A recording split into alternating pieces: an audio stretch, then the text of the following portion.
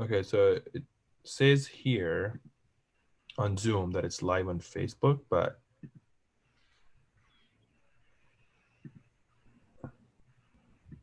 Okay, now I see it, guys. Okay. They're there. All right.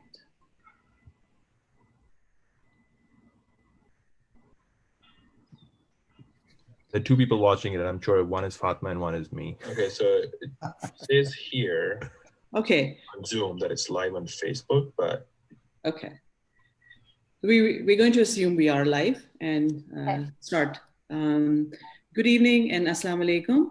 My name is Luna Banuri and I'm the Executive Director for Utah Muslim Civic League. And today we have for the first time 4 Muslims that are running for office in the state of Utah. Our effort is to bring all these 4 individuals to you directly is so that you can ask your questions, understand their campaigns and their motivation to run for office. We're going to begin by introducing each panelist. Let's begin with Jamila. Jamila, would you tell us by introducing yourselves, what do you do professionally? Hey, yes, as you said, my name is Jamila Alani, and I work for Helping Hand Relief and Development. It's a humanitarian organization that works in abroad countries, and I'm the area manager here in Utah. Thank you. Naman? I work for University of Utah. I do communications, internal employee engagement, and I just love it. Thank you. Fatima? I'm muted. I apologize for that. I am the policy advisor for the Salt Lake City Mayor's Office with Refugees and New Americans, and I've been there for the past 4 years. I am heavily involved in working with the community as well, a community activist. That's sort of the 2 roles that I play. Thank you. And Mohammed? Hello, everyone. My name is Mohammed, and well, I'm an immigrant to US. I'm running for Salt Lake City School District 5. And currently, I'm a small business owner. It's called Zahara, and it's a Moroccan pop-up. And also work as a consultant for consultant for helping veterans. Thank you. And would you all tell us how long you have each been in Utah? Jamila? 15 years. All right. Naman? A little over 8 years. Fatima? 22 years. All right. Nah. Mohammed? I do not have the exact numbers, but I was here from 2002 to 2005, then 2010 to present. All right, thank you. Would you all please tell us what exact seat and district you're running from? And I'm going to start with Mohammed this time. Yeah, so I am running for a school board, Salt Lake City School Board, District 5. Thank you. Jamila? Utah State Board for School District 8. Thank you. Naman? Utah House of Representatives, District 37. So it covers Murray, Holiday, Cottonwood Heights area. Thank you. Fatima? Utah State House of Representatives, District 33, West Valley area. Excellent. So would you guys individually tell us why did you decide to run for office? Who do you want to start with? Anyone, whoever would like to go. So for me, part of my motivation has been just people asking me, when will I be running for office? When will I put myself out there, since the community is used to seeing me doing community work, leadership, taking on a lot of things to make sure that the community feels they can navigate the various system. And so since I had that platform, I felt like this is the right time for, we need more representation. We need someone from our Muslim community, someone who understands immigrant population, refugee population, and who can really voice out not only the, representation matters, but also understand the issues and the reason why we need to be at the forefront of these issues and legislations and policies, and make sure that we are continuously out there and we're included in the conversation.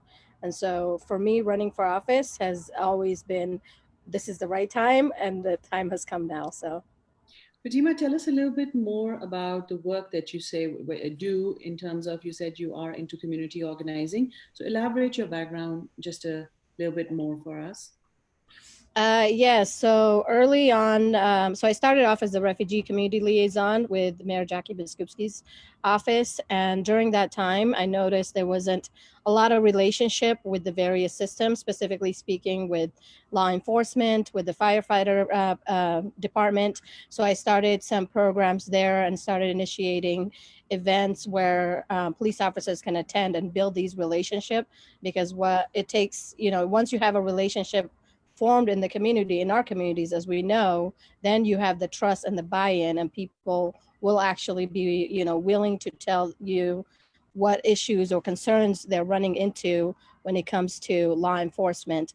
And so I started initiating some of that work through our police department and the fire department. And then I also started working on a volunteer program where we're working on integration process, where we're matching families of refugee and immigrant background with the mainstream community, so that way they feel like they're part of this community. They're not just being asked to assimilate, but rather they're integrating into the community.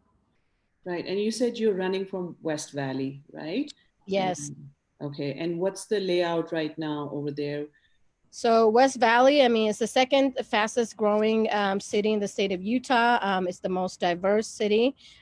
We have about 1/3 of the population, about they're immigrant. They're either Pacific Islanders, they're refugees, they're Latino communities here. So we have a really great representation made up of our map here in the district. And so I think once we have a representative that relates to them and connects with them, knows these resources, it's already out in the forefront and doing the work as it is, it will be an easy policy change and an easy shift once we get to the state house. Thank you. Mohammed, why did you decide to run for office? I think Yeah, so can you hear me now? Excellent. One, as an immigrant, and being the first in my family to ever get a college degree in the United States, let alone going for a master's degree, and also being able to, having had the privilege of serving in the United States Navy as a Muslim during the Gulf War time. And so that gave me an opportunity to actually have more desire to want to be contributing more to the community. And so when moving here to Utah, I've had the privilege of seeing my kids go through an important, program here at school. That's the ELP, and that's actually has helped them to, for me as a parent, it really showed me the involvement of parents in the education of the kids. And also, I had the privilege of seeing like the divisive line between the more privileged community school areas versus the areas, the other schools that are like, unfortunately do not have enough resources. And so having gone through so much school in my life. I should have like 4 PhDs by now, but for me, going through all of that, I would like to bring some new voice, new ideas into bringing. My motto would be one school, and it doesn't matter what area of the highway you live. It doesn't matter what resources you have. Let's make it all one goal. And the goal here is to ensure the future generation of United States of America that will represent us, and represent our grandchildren down the road, we need to make sure that they have a proper education, not only a proper education, but also feel the responsibility of making the society a better place for people from all walks of life. So did you specifically wanted to run for school board, or was it something that you feel is close to your heart? Tell us the process that you took to decide to run for this position. Okay, yeah. So first of all, I was gonna run for a city council for District 5. And so I took it upon myself and I changed the process, in the middle. So I decided, okay, where can I also leave a footprint where I can like affect the younger generation? And so I decided, that's one of the reasons that I decided to run for the Salt Lake City School Board. And I attended some meetings and I saw the concerns, and that actually helped me in building the momentum and the desire and the excitement in getting into that field. And my hope is down the road also in the future, I'll be running for different offices. However, this is a stepping stone to learn more about the intricacy of system operation, within the school district. And then we'll look forward from there what's going to happen. Thank you. Okay. Jamila, tell us, why are you running? What made you decide? Yes. So my daughter is just now entering the school system, the school age, and I was very fearful. I went back and forth, homeschool, Islamic school, and I just thought to myself, I said, that's just a little ridiculous to me. I don't want us to be separated from society. I don't want us to be this, we're oil and they're water and we just don't mix. I feel like we really need to establish some roots in our communities, and we need to show them our values and our morals, because they're very beautiful and they all, generally people have the same. And what better place to start with our children? If you can love one child, you can love a lot. And I feel like parents are the best teachers. They're the number one teachers. So why should we not be involved in our school systems? And it was just kind of a snowball effect from there, where things just kind of kept falling into place for me.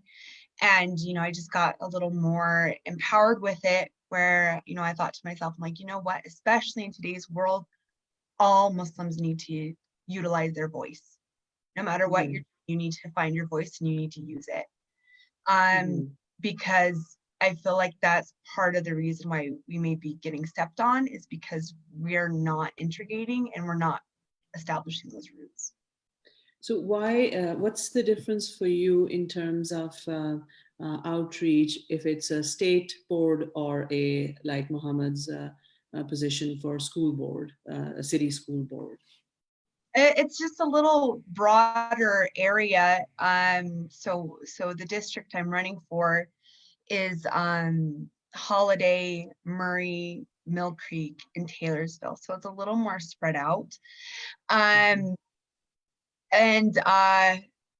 that's kind of the thing. I at least for myself, I'm kind of just learning as I'm going along. I think that kind of shows how we're not really very integrated. We don't have this kind of common knowledge of how do we do these things? How do we get involved? We just kind of got to put one foot in front of the other and figure it out. All right. Thank you so much. Numa, why are you running? What made you decide to run for office? So I have been involved in offices of some sort, for a very long time. I was in the student government at University of Utah for 2 years. I went and I interned with the mayor's office in Salt Lake City. I went and I worked for a lobby firm in DC as well. So I feel like I've been like on this track for a very long time. And a few reasons why I wanted to Hold on. run. How old are you when you say it's been a long time? Just to Oh, put. by a long time, I mean in my life, I'm like almost, I just turned 30 3 days ago. Okay. And so in that short period of time, like I think 1/3 of that time has been spent doing all of these things, Um, so anyways, I spend that time, like learning about the processes and things and how we could, I mean, we as Muslims, we don't have a lot of representation, and this is, I see it as one of our ways of giving it back to the community. Like I have 2 master's degree, and if I can use those to bring something better for my community, or bring a change or shape the future of our state, which goes on to shape the future of our country. I think I've done my civic duty as a citizen of this country.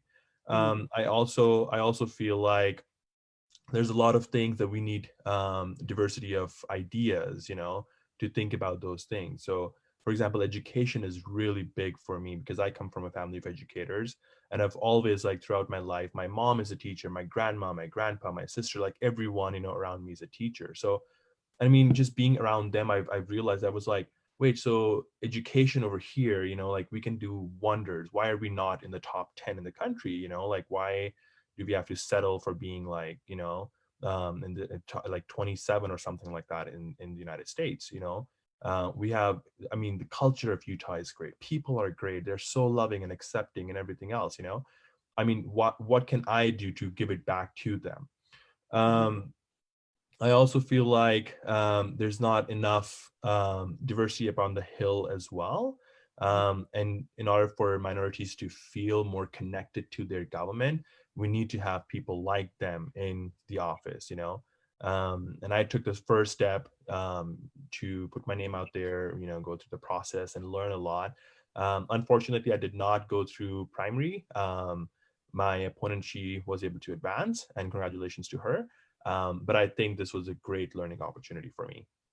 So you made it up till primary, and then the incumbent basically was able to get the nomination. Is that Uh, what happened? so no, so I made it up to the convention, and so there's a certain amount of votes that you have to get, and she got more than that, and she was able to advance through primary straight to general election, and I was out in convention. Okay, and that also highlights, that process up till convention as to when did you file and when was the convention, and with COVID happening, how did that impact your outreach, and what kind of support did you have, not just from the Muslim community, but just generally to be able to navigate the system? Tell us a little bit about that. Yeah, so that's a really good question. So when I was filing, I had a support of like all my friends and family and people that I knew in like in professional capacities as well. Mhm. Um, and I had a good, so there are 2 ways you can make it to primaries. Either you can get a required number of signatures and present it to the state, to the county, and they verify it and they say like, okay, so this number of people need you to run, so we will put you directly on the primary ballot. The Mhm. second process is to go through convention. So every party has their own convention. And so Mhm. what you do is you basically reach out to the delegates, you introduce yourself, you tell them, like what you stand for and this and that. And then they decide if they want to vote for you or not. Okay. If you get anywhere from 45, I think the minimum number is 45% of the votes, Mhm. then you go straight to primary with your whoever is on the ballot. But in my case, I was not able to get 45%. I started in the very start.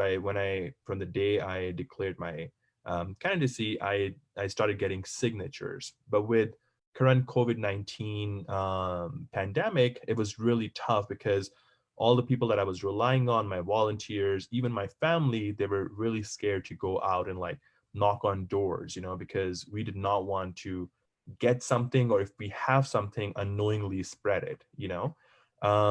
I remember I was going out personally with the hand sanitizer, gloves, brand new pens, so, and I was knocking at doors and people were signing. I got really good response. But then I got a call from the party leadership saying to stop getting signatures because we want to be responsible and we don't want to spread anything, or want to be a reason for any spread like that. And it was very early on in the stage, in March, when things were happening and people were really scared because we did not know what this virus was or whatever. So it made it a little tough. Had there not been this pandemic, I'm sure I would have gathered all the signatures and made it through the primary. But at the same time, things that I've learned so far and during these unique times, I think it's a learning opportunity, and I learned a lot. Numan, explain the makeup of your district a little bit as to understand what's the population like and what are the issues in that area. So according to my research, I think it's 97% of my district is white. We cover from a little behind I-15 between 6,600 south to 4,500 south, and go all the way up to I-215 and a little further than that. So that's just like a rough makeup of the boundary lines. Almost 97% white, very few Hispanic, and that is only because of the other side of the freeway, like Muhammad said before earlier. On the other side of the freeway, there's a little Hispanic communities, and we have a few like spread out within the district as well, but not enough to be, counted in all those numbers and all that. Issues in terms of, I know we have redistricting coming up this next session. So that was one of the major issues as well. I think as a state, as a whole, we need to focus on education. That was my major concerns. Clean air was one of the major concerns as well. And just, having more representation of minorities, especially coming from a district that is not very diverse. Thank you. I'm going to come back to the lessons you've learned, but I wanted to ask Fatima, you went through the same convention process and the same signature gathering process. How did you manage with COVID-19? Same thing as Norman mentioned.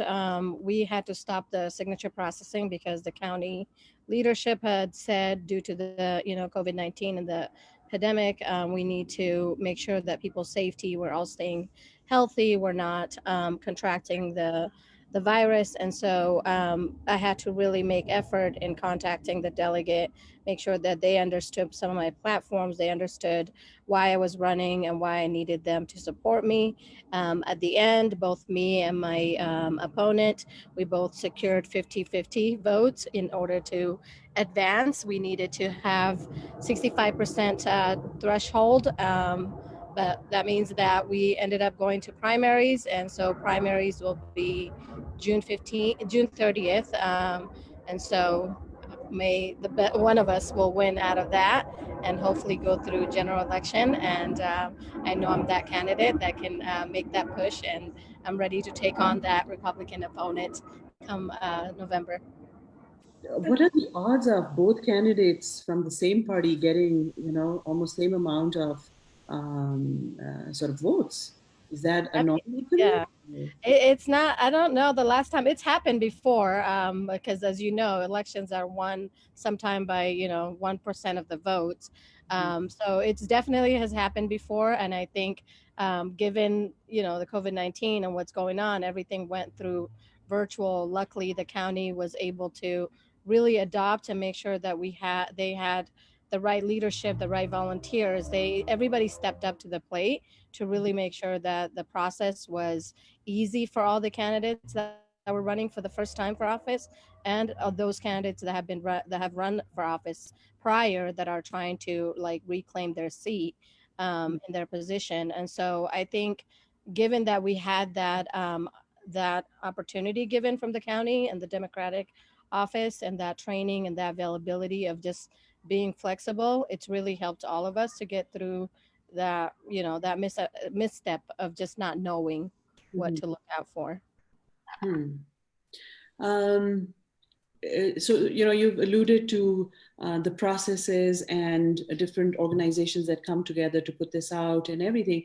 That makes me kind of want to understand from each one of you the kind of support that you may have or may not have received in terms of getting prepped to run for office. I know that Fatima is more entrenched because of her position in terms of resources, who are running for office and everything. But my question is to the three of you who don't come from political backgrounds to understand, did you receive any help? Did you know of any help? And if you did, where from? And if you did not, what is your opinion about that?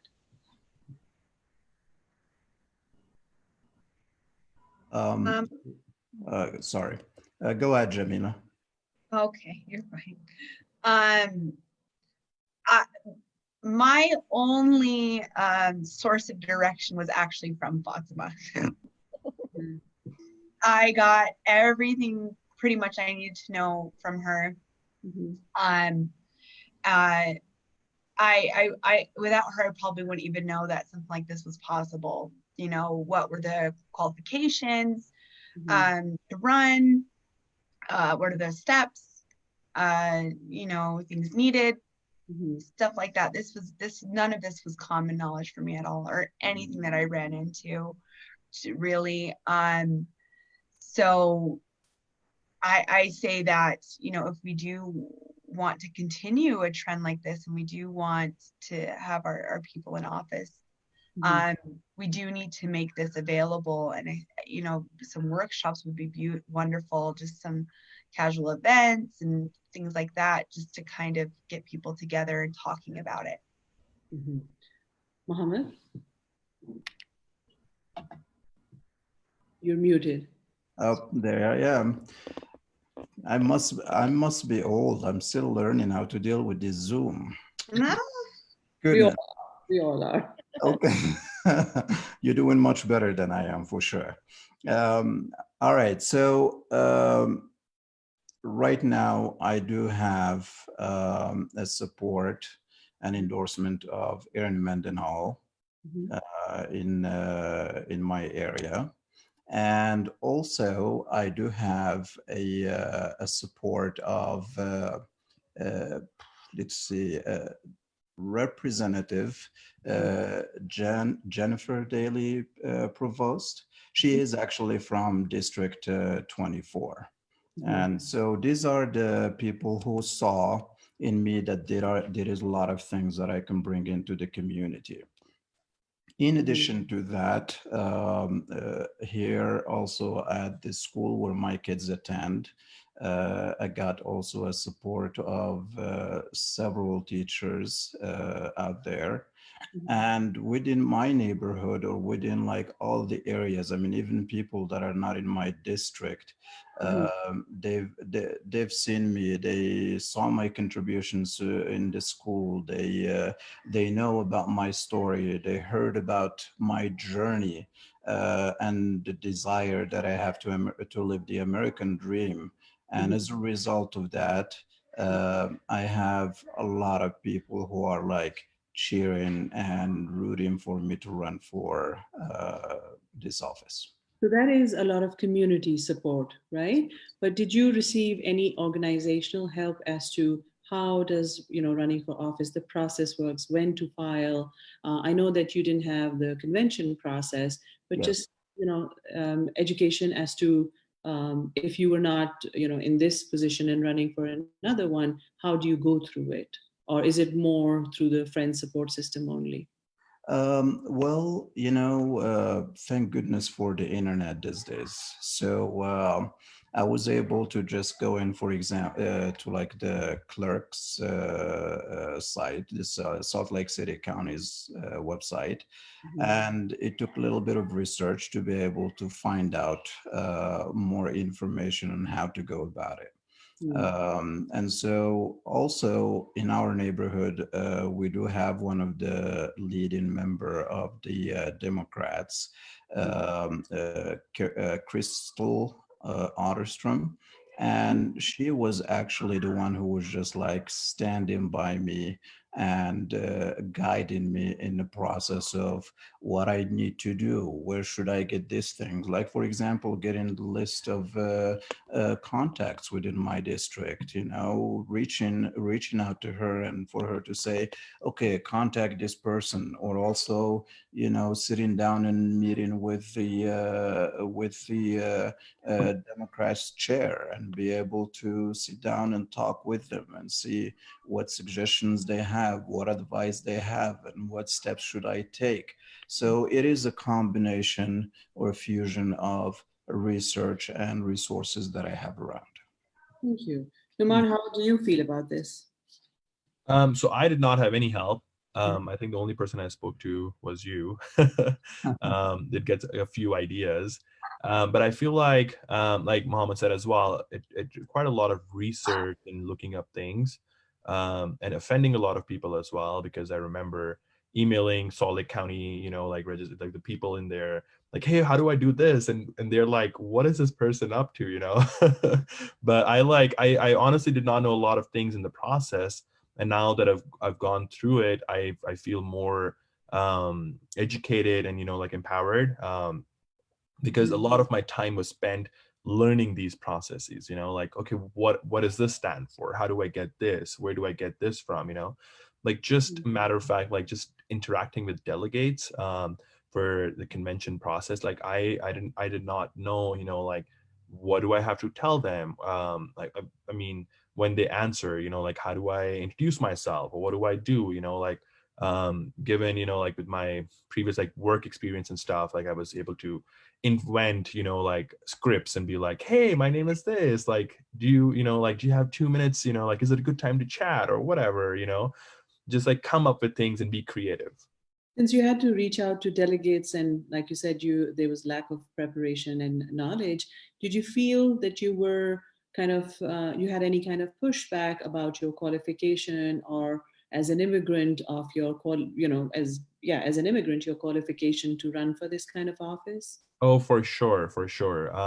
I mean, given I registered to run on a Friday, and I get a call on a Saturday from the current incumbent, and she pushed me basically for all the reasons. She was like, "Hey, you shouldn't do this. This is so hard for you. Like, it's going to be really tough. Do you know what this means? Blah blah blah. And I was telling her, I was like, hey, we need more representation. We need this. And she's like, no, we have enough representation of minorities. I'm like, really? Like, I don't think so. And then she was like, no, we have Japanese Americans, we have Chinese Americans, and this. And I'm like, well, we don't have anyone from like South Asia. We don't even have any Indian or, like any person from the South Asian region up in the hill, on the hill. And anyway, so I mean, she was nice, like she called me and we were chatting about it. But that was a little, like discouraging, I would say.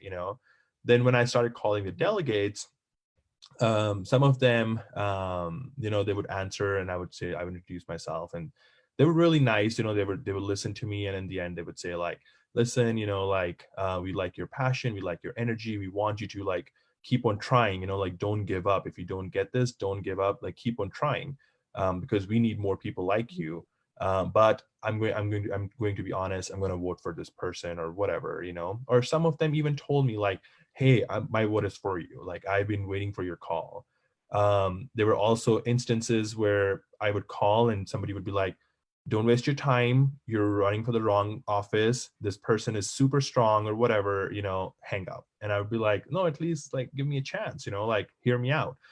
But there were also some other people that told me like, hey, I'm going to vote for your opponent, but listen, this is the right way to do things. You could like get involved here, you could do this, you could do this. And I really respect these people, and that is what makes our democratic process like healthy, like we get we get an equal opportunity and an equal chance. But I mean, just to say that I did not get any like pushback or discouragement, that would be not true. I did get a lot of pushback and discouragement. So if we talk about sort of the Muslim ecosystem or of the minorities running for office, I hear from each one of you that there is room to learn and to train properly for it. Fatima, what was your experience like in terms of training and support? So I've been fortunate. I've been working at the city. So part of my goal has been really to diversify some of our boards and commission, throughout the city in the different departments. And so in recruiting for those, also helping the community with their citizenship, getting out to vote. I really understood the process to per se, and then I also know that there's a lot of resources that are in place through the YWCA, like the Real Women Run. So I've been through a lot of seminars, workshops.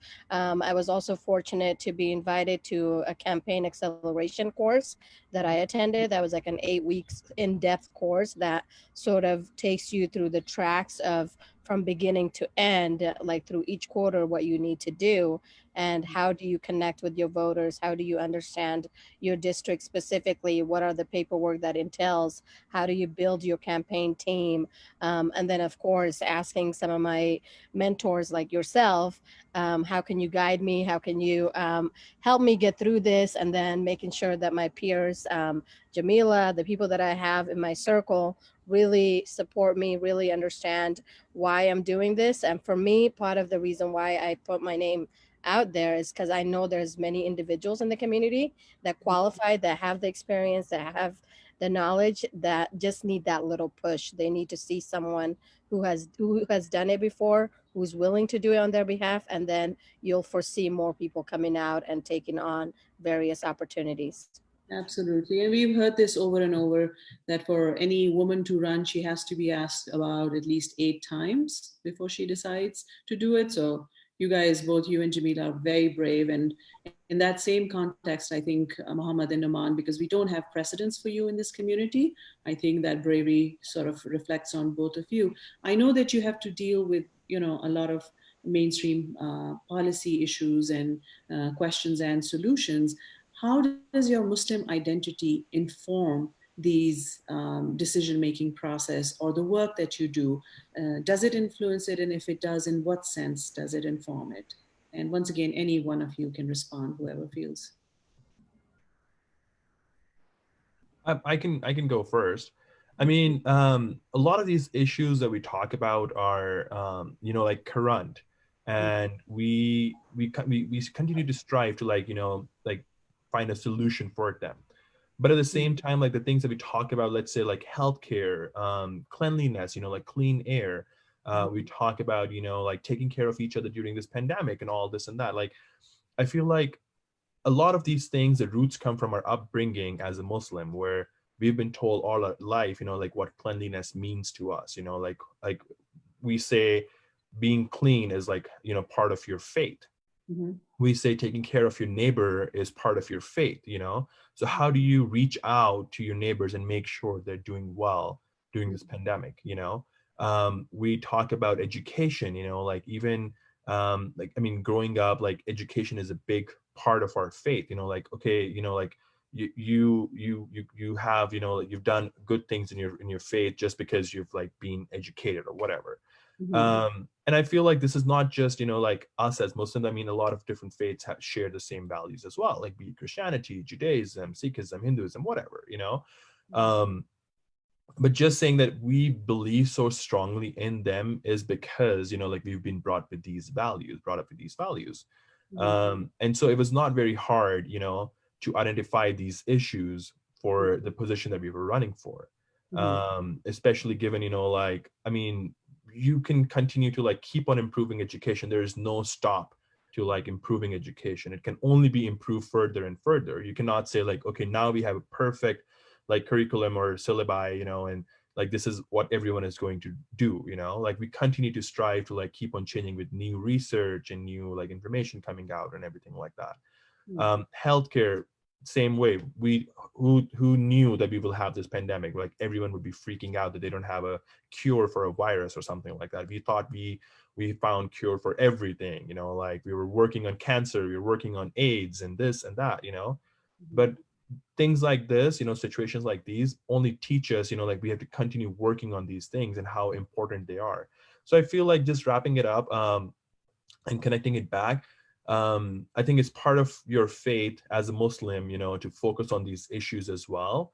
And where we live in United States, in Utah, you know, it's our civic duty to be part of our community and, you know, give it back to them by sharing our knowledge or participating actively in these processes. Thank you, Rahman. Any one of you want to take the question? I can go. Please. Yeah, just kind of piggybacking on what Noman was saying, which was some really good points made. A big question that I keep getting asked is, am I for religion in schools? And the answer is no. All of it. I don't know why we have Christmas in school. I don't know why we got a lot of things in schools. And I'm also, my goal is not to enforce Islam in schools. You know, that's not our goal here. We're not going to come to a non-Islamic country and try to make it an Islamic country. But those morals are there. There's so many morals that we can all agree on and hold true to. And I think because of our Islamic background, it puts more of a responsibility on ourselves that we have to put on ourselves that no one else is going to put on us. If we're stepping into leadership roles, we need to be ready for that role, and we can't just go into it, you know, without thought, you know, without reflecting on ourselves and looking at our character and saying, do I have a character that's really going to be able to bring a benefit here, or do I have a character that's going to cause harm? And what are my intentions? I need to constantly review my intentions, right? Am I doing it just to please people? Am I doing it just to get power? X, Y, and Z, you know? So our religion is a huge benefit to what we're doing, and is not a drawback, I feel, in any way. And so I think that when we bring all of that to the table, I think it'll be something very much accepted. Thank you. Mohammed and Fatima, if you want to take it. I do have a few questions coming up from the online chat and everything, and we have about 15 minutes left. So I want to extract as much as possible from all of you. Yes. I was just going to say, I mean, it's in a sense of isolation and really discovering yourself, your identity. I think making sure that you have, in a sense, you belong in a community, you are able to cherish your own identity, but also contribute to the society by getting to know your neighbors, by giving back, by making sure the environment that you're working in is welcoming to you and to the society. And so the only way you can do that is you need to show up and be part of the conversation rather than being part of the menu. All right, from my own point of view, as a Muslim, I have learned that this is from my own point of view. This is my belief in my home. As a Muslim, I do not separate what other religions, are about. It is a place for me to actually expand my respect and knowledge to other faiths. My wife is a born and raised Mormon. And for us to be able to fuse the two religions, and when people come into our home, we have, it does not matter where they are from. It does not matter what gender affiliation they are associated with. It is a place where people can come and feel comfortable. And for me, where did I learn that? My hero growing up is always Prophet Muhammad, peace be upon him. I mean, he was a man of equality.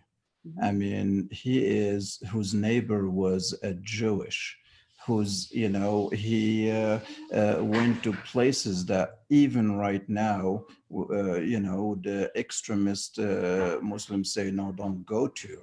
Like, he would pray if he's traveling and he found himself, there is nowhere for him to pray, he would pray in a church. And this just like shows us that, we're all one, uh, one mix of a salad bowl, such like a delicious green salad bowl. That's what makes America such a beautiful place. I mean, it is a place that opened its door to everyone, to everyone. And so, and that's for me what's really motivating me in bringing my knowledge and bringing who I am as a person, stepping out of my comfort zone, and being willing to merge and connect with other people from all walks of life. Muhammad, you had to bring the food reference for all of us right now when we're almost 16 hours or 15 hours fasting, huh? Is that a professional thing to do? Absolutely. I think he heard me say menu, so he had to jump in. The menu kicked him off. Oh, absolutely. So the questions that I am receiving are mostly people eager and wanting to see all of you successful. Most of them want to know how they can support you. But the way I would like you to answer this question is, if you can identify your challenges as running first time as Muslims, and then respond to how do you see the community helping you out.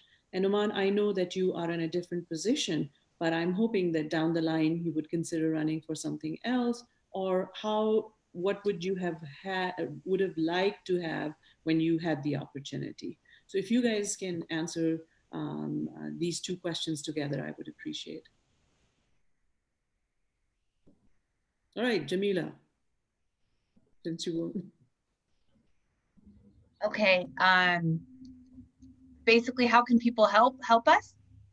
And your challenges as running as a Muslim. What are your challenges? Challenges? I'm gonna be very honest. I'm hoping. I am quite fearful of being targeted as a Muslim, involving in politics and things like that. Has crossed my mind many a times in my family and things like that. So that would make me feel better if people just would kind of show their support, whether that be, we're all in isolation right now, if that's social media, or just in your elections, or just kind of maybe reevaluating your thoughts and your opinions.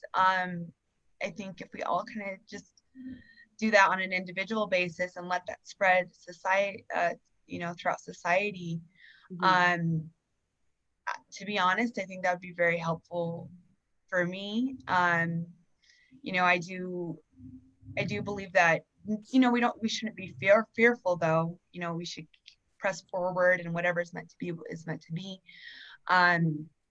But just to kind of make it a safe environment. Thank you. And before I ask any of you to answer, I do want to tell everyone listening or tuning in to this event, if you have any questions, to put it down in the chat, and I will try to get to them as soon as I am able to. Naman, do you want to take this question? Yeah, no, for sure. I mean, I feel like in Utah, especially, there's a lot of like respect and, like support for each other, and that's a good thing about our neighbors as well. Like I saw, like, if I knocked at like 10 doors, 9 people told me like, hey, you're doing a great job, we need more people like you. So I mean, if anything, that is very encouraging, and just telling people that are putting their names out there, like we just want more support from the community. We need more support especially from the Muslim community as well, because I feel like there's always a disconnect between Muslims and politics.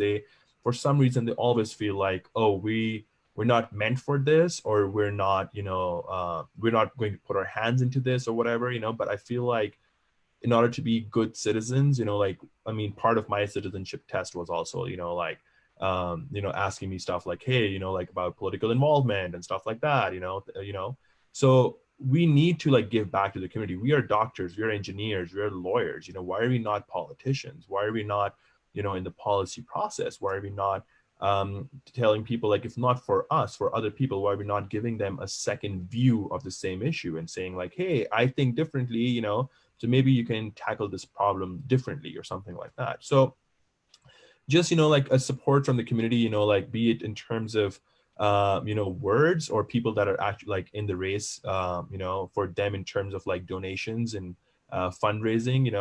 I think that just goes out and shows a lot of like encouragement for the people that are actually risking themselves, like being out there. So like Jamila said as well. Thank you. Mohammed? Okay.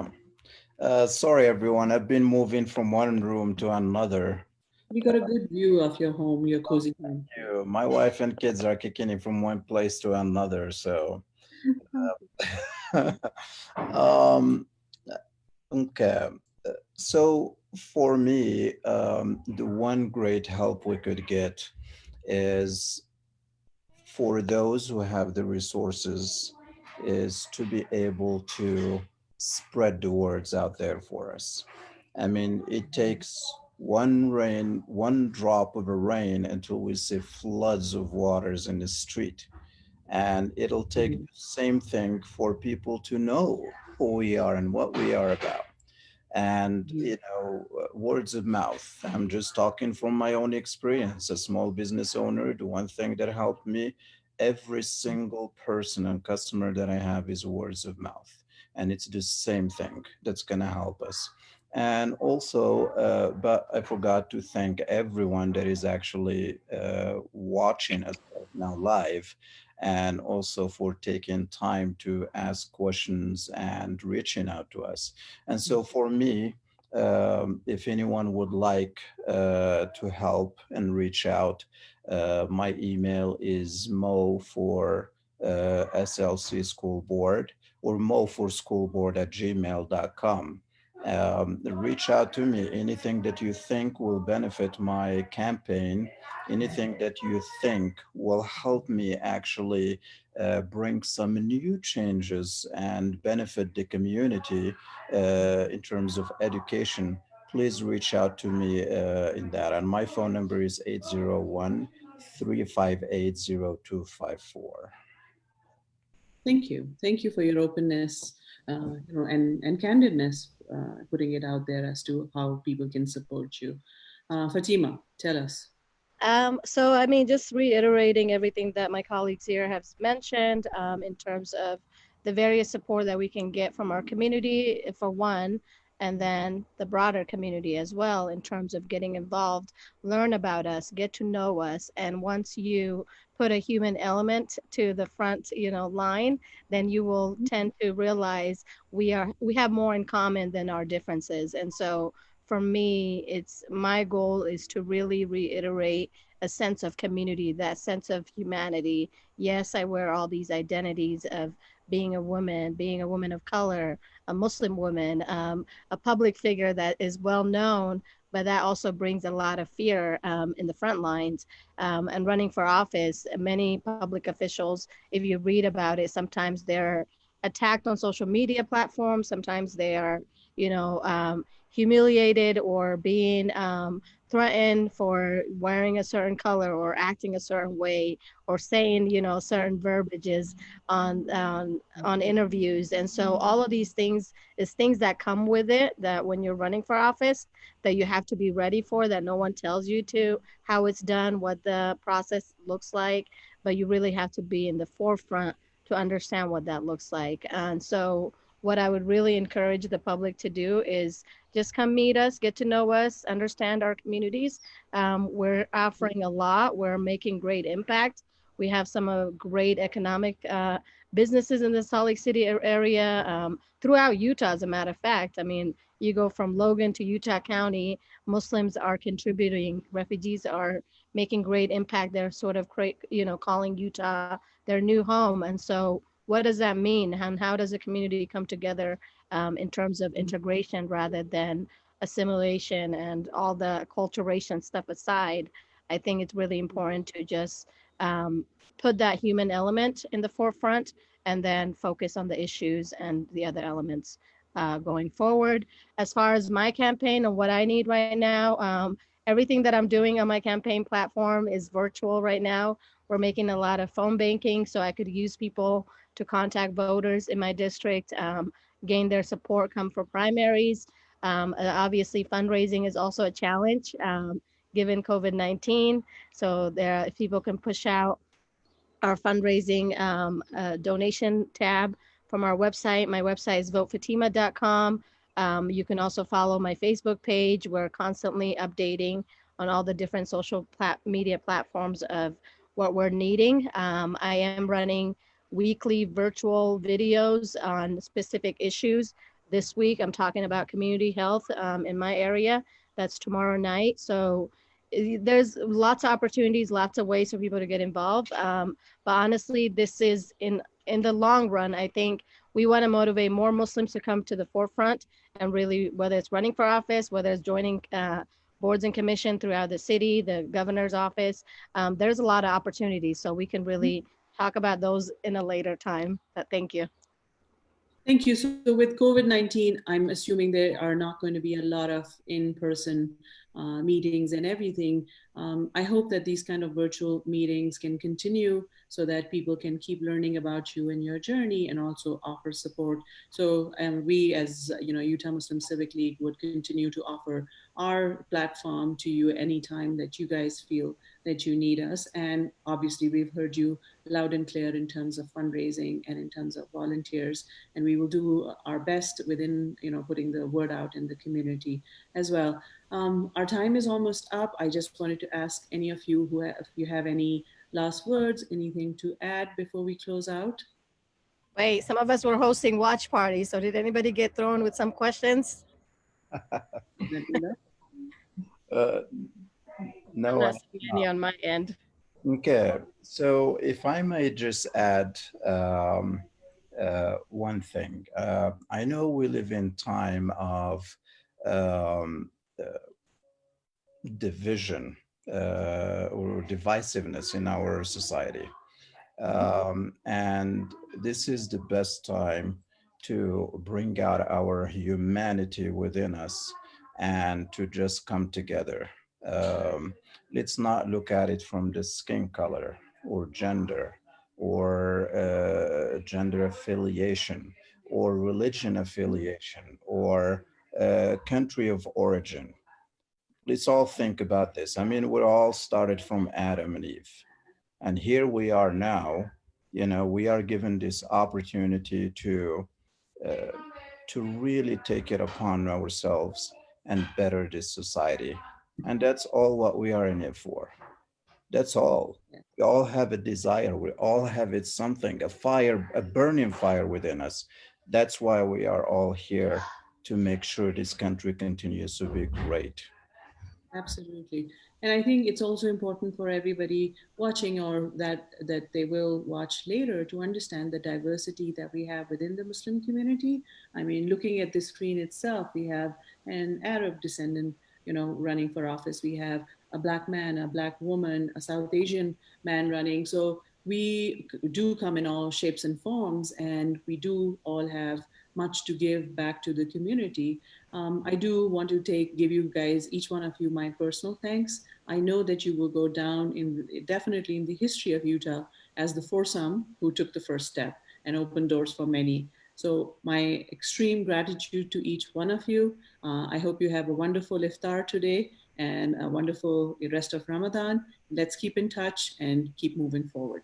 Thank you, all of you. Thank you, Luna. Definitely. Thank you, Luna. Thank you. Thank you. One. Have a good one. Bye-bye.